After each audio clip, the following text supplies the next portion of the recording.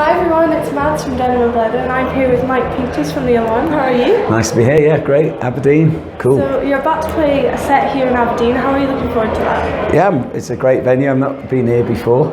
I have history here in Aberdeen. Came here as a young upstart, if you like, with the Alarm in 1982. It was the first time we came up to play in Aberdeen, and people have been good to us here. So you tour a lot in the US, but you're back in the UK just now. How does it compare playing here? Well, in America, it's vast. We just did 49 shows in 54 days, and here we're doing 11 shows, and one show of America covers what the amount of ground you play with 11 in Britain. So in Britain, it's much more tribal. The audience follow you around. Some people who are going to be here tonight coming to Edinburgh, or they've come up from Newcastle to be here tonight, and vice versa. So it's people have a more of a physical hold on the band, if you like. In the UK, it's a lot more reactive, the audience, in terms of jumping up and down, singing along. America people listen a little bit more, I would say.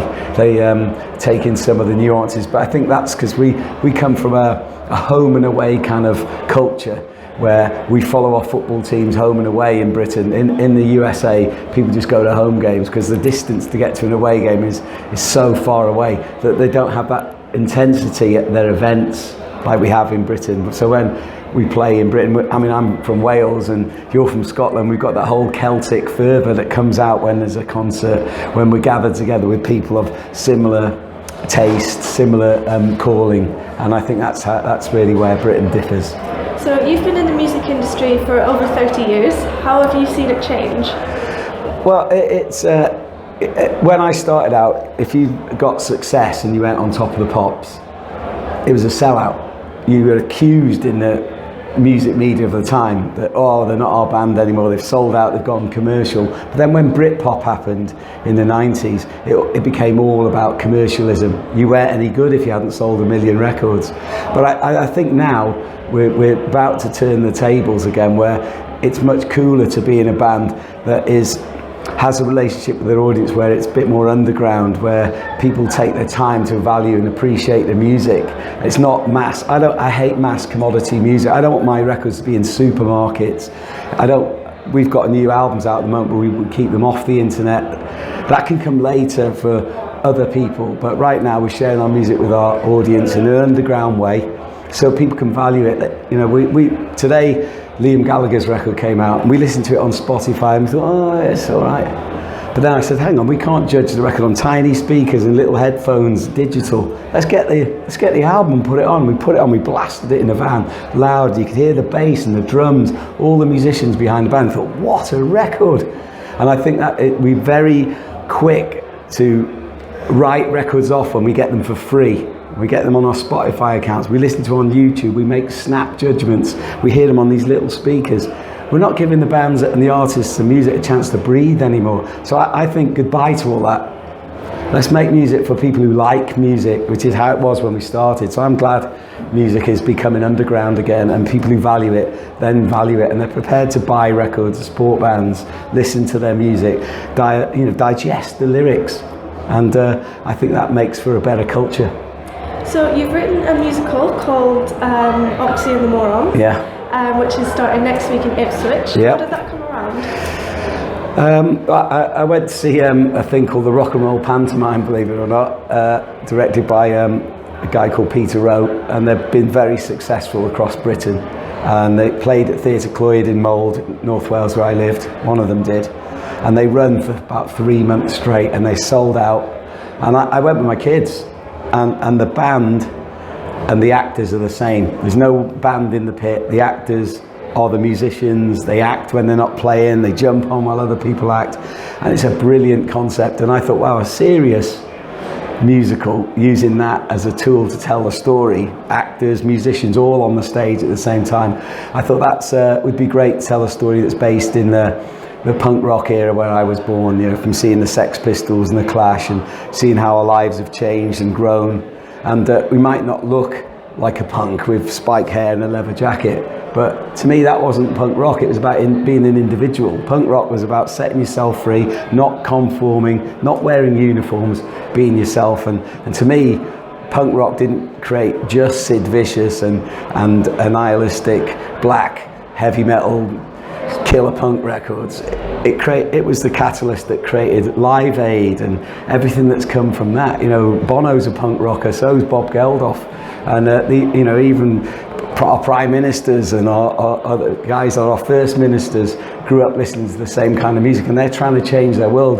Their guitars aren't, they're maybe the ballot box or running a charity. You know, as I move through life now, so many people who started with influenced by the Alarm or I met in the same era, they've now got some responsibility and they're using it wisely, and that's the legacy of punk rock.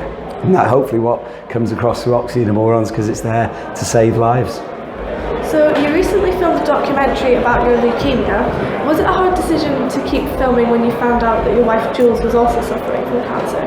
Yeah, it was a really tough decision to make because it's so invasive. And but my wife Jules has stood by me through 22 years of living with leukemia now. So we had to move things around. Obviously, we cancelled tours, but Jules felt that by allowing the cameras to film her recovery, because she was set on recovery, that would be an opportunity to create a greater understanding about what women have to go through for breast cancer and what men have to understand to live with, to be able to support their partners. And it was unusual because a lot of cancer stories in the modern age are told retrospectively, whereas Jules' diagnosis happened in real time on camera. And I think because we're both so instrumental in running the Love, Hope, Strength Cancer Foundation, we knew we had to tell the story, not just for our own sake, but to help others. And it was helpful to us, having a camera to talk to. It does enable you to unburden yourself and to sort of come to understandings that sometimes people who have to go through a journey like breast cancer alone, they haven't got a partner. We felt like we could be a resource and a little voice in the darkness to help those people through to make their own journeys to recovery. So could you tell us a bit about the Love, Hope, Strength Foundation? Yeah, Love, Hope, Strength, we started it in 2007 when I was diagnosed with a second round of leukemia, and we started the foundation to take people to other parts of the world who didn't have access to the same medicines, medical teams as we have here in the West. And then we also fell into doing bone marrow drives at concerts in the UK and the USA, where we felt that we could add many people to the list who were being excluded by certain organisations in Britain who will only sign people up under 30. We were trying to get people on the list who were in the gap between 30 and 55, and we've been really successful. We've registered over 150,000, and we found over 3,500 life-saving matches from people who've come to concerts to see their favourite band. Their band, Frank Turner, Levellers or Rancid in the USA, have said, hey, we've got a Love, Hope, Strength booth, get your cheeks swabbed, save a life tonight. And that's what's happened. So all those bands I mentioned have all saved lives at their concerts, and we're really grateful for their support. And it's been a life-changing experience for everyone who's been involved. Well, enjoy the show tonight. Thank you so much for chatting. Thanks very much. Check out the Alarm and come back to Denim and Leather for more.